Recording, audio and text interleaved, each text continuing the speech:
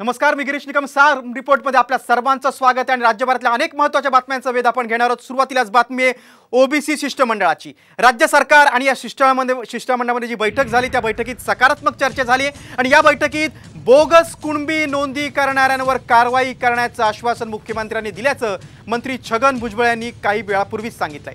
तसंच मराठ्यांप्रमाणेच ओबीसींसाठी देखील आता मंत्रिमंडळाची उपसमिती स्थापन करणार असल्याचं भुजबळांनी सांगितले। त्यामुळे लक्ष्मण हाके आणि ससाणेंनी आमरण उपोषण मागे घ्यावे अशी विनंती भुजबळांनी केली। तसंच उद्या अनेक मंत्री उपोषण स्थळाला भेट देऊन त्यांना आंदोलन मागे घेण्याचं आवाहन करणार आहेत अशी देखील माहिती भुजबळांनी दिली।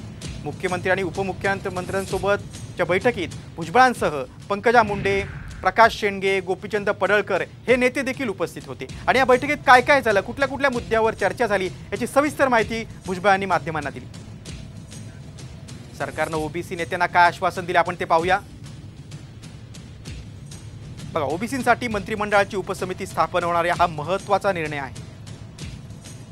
सगळे सोयरेबाबत सर्वपक्षीय बैठक घेऊन सर्वसमावेशक निर्णय घेणार असं या बैठकीत ठरलंय। खोटे दाखले देणाऱ्यांवर सरकार कारवाई करणार मुख्यमंत्र्यांनी सांगितलंय आणि कुणावर देखील अन्याय होणार नाही असं आश्वासन मुख्यमंत्र्यांनी या ओबीसीच्या शिष्टमंडळाला दिलं।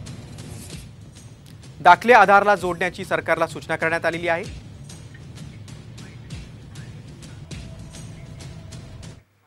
कुणावरही आम्ही अन्याय होऊ देणार नाही।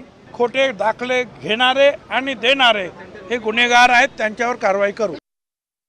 आम्ही मंत्रिमंडळ जे आहेत, जवळजवळ 7-8 मंत्री आहोत, ते जाणार आहोत।